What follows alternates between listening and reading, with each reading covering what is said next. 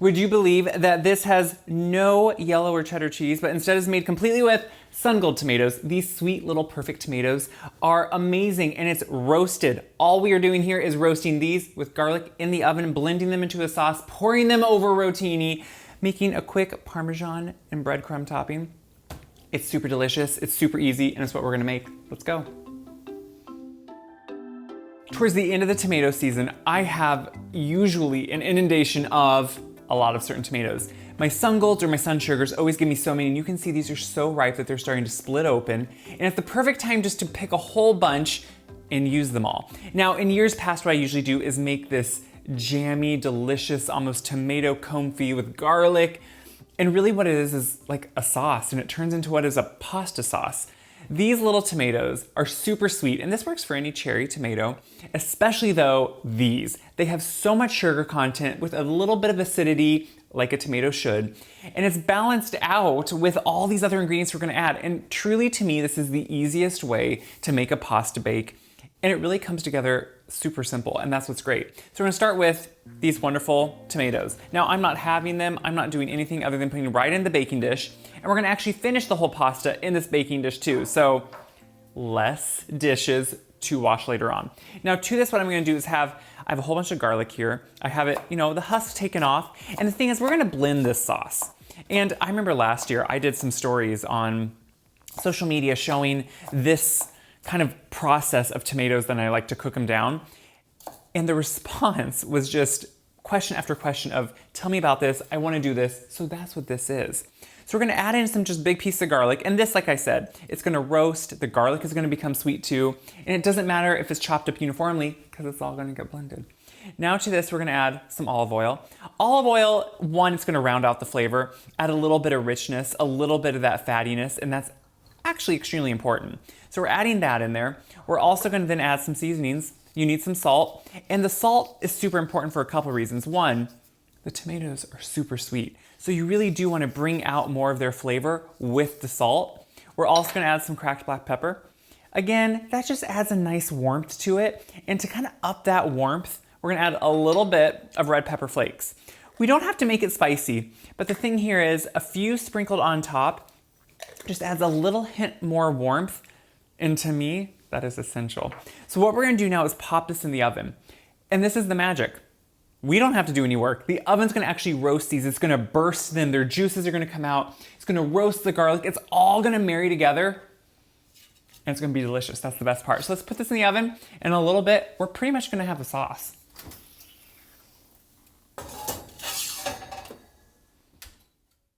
The tomatoes have now roasted it really doesn't take as long as you would think.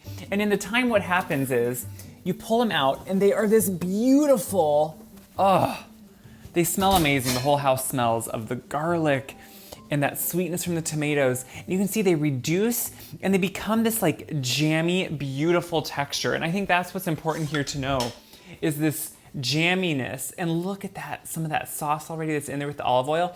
So we're gonna let these cool off slightly because you don't wanna blend anything when it's too hot. It's just a little bit too much steam. So what I'm gonna do is let those cool off and then we'll blend them. But while that's gonna happen, we can have the pasta start cooking. So it's really, all this can be done in kind of a time frame that really works well for a weeknight if you want to, or for any time. So I'm gonna make sure to salt the water. That's super important when you're doing pasta. This is your one chance to season the pasta. All that salt does not go into the pasta, but it does season it. So now we're gonna add in our pasta. I wanna cook this just al dente, meaning a little bit of texture or toothness. And that also, since you're gonna slightly undercook the pasta will actually absorb the sauce, marry together with it, get more flavor from that, and that's what's important. So we're just gonna cook this just al dente, and we'll be done.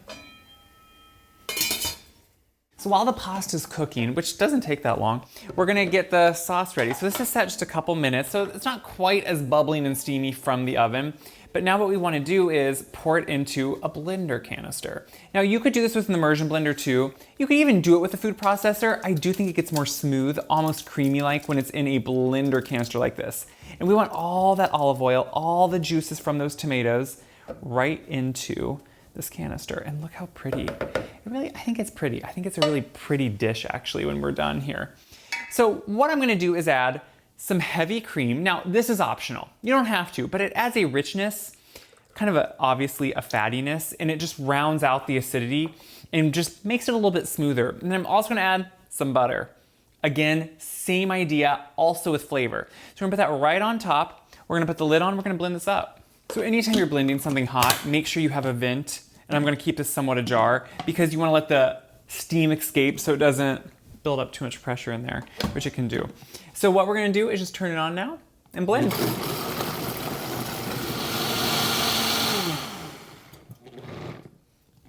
Once it's done, you just wanna go until it's smooth. So I like to go somewhat medium, and look, this is like a sauce. And do you see how this looks? Look at that amazing, it's like magic, it really is. And then I always like to taste it just to check my seasonings. That is so, so good. I'm checking my noodles. They are still just cooking away. We have a few minutes left on them. So once those are done, I'm gonna drain them. We're gonna put all this together, put some breadcrumbs on top, because why not? You only live once. You gotta enjoy it. And we'll be ready to eat.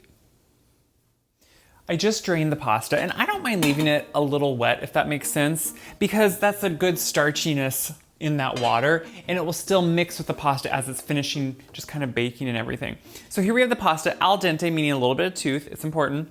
And we're gonna just pour the sauce we just made, which yes, it does look like a cheese sauce. No, it's not. And if you wanted to make this dairy-free, which is often questions I get, leave the cream out. It will still be delicious. The cream just adds an umptious kind of rich quality to it, rounds it out, kind of balances out any acidity that's in it. And so that's why. So I'm gonna clean out all the bits I can because this really is that good. And then we're gonna mix this together, and you can see the beauty of this. And once this is mixed together, which goes pretty quickly, you can see it seems a little loose yet, but that's because those noodles are gonna absorb some of this. So like I said, if you want this dairy-free, leave out the butter, leave out the cream, but look how pretty and delicious, and I'm gonna honestly say kind of perfect it looks like this. So what we wanna do now is take this and pour it right into our baking dish, which we used once. We might as well just use it again. See how beautiful that is? And we can just take and make sure we get out some more of that sauce, because again, if you taste this, you're gonna be shocked. This is one of those things too, this sauce, keep it in your fridge. Use it on anything, whether it's meat. It's almost like a sauce, it's almost like a dressing. It's delicious. So we're gonna just smooth it out roughly. And now what I wanna do is create just a slight topping for texture, for looks, because why not? So in a bowl here, I'm gonna put together some fresh breadcrumbs. I even leave the crust on when I do it and just make fresh ones. It's just some breadcrumbs I had, whatever bread I had. I think this was actually a sourdough. I wanna put on top of that some grated Parmesan cheese, which I just grated with a microplane grater. It works super easy. And what's great about Parmesan is it has the seasoning in it. It has that salty funkiness to it. And then I wanna pour on this butter, and we're just gonna mix it together.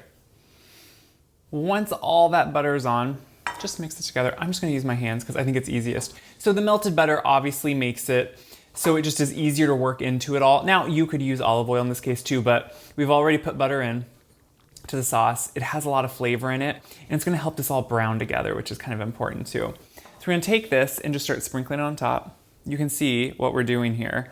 And again, each step, this makes it look what? Kind of fancy, but it really isn't. This is kind of humble. Like whatever bread, do you have leftover buns in your freezer from something in the summer and you're not gonna finish using them? Use them for this. Sometimes I'll even take old bread when I have it, and I'll just grind it up, blend it up. I just do it in a food processor and keep them in the freezer. So now that it's all on there, we're gonna pop it in the oven. It's gonna bake. Perfect. I'm pulling this out of the oven. So really it takes hardly any time. 20 minutes or under for it just to kind of warm through, get bubbly, and get crispy, crunchy, toasty on the breadcrumbs. That's what you want. Yeah, see, that's nice and crispy. So now this is ready to eat. It's just a beautiful pasta bake using garden produce. That's what I love. You're using the essence of the summer. Now, does this work on big tomatoes? Not quite the same. There is something special about smaller tomatoes, the water content in them, and how they can blend into like a sauce like this. And that's why we use this. So now it's all about enjoying the literal fruits of our labor here. Look at that. It's this beautiful, the color's beautiful. The noodles are like well cooked, and they didn't now get overcooked because we only cooked them al dente, which is, yes, important. And now it's just about enjoying it, and that's the point. My mouth is watering, by the way. I hope yours is too.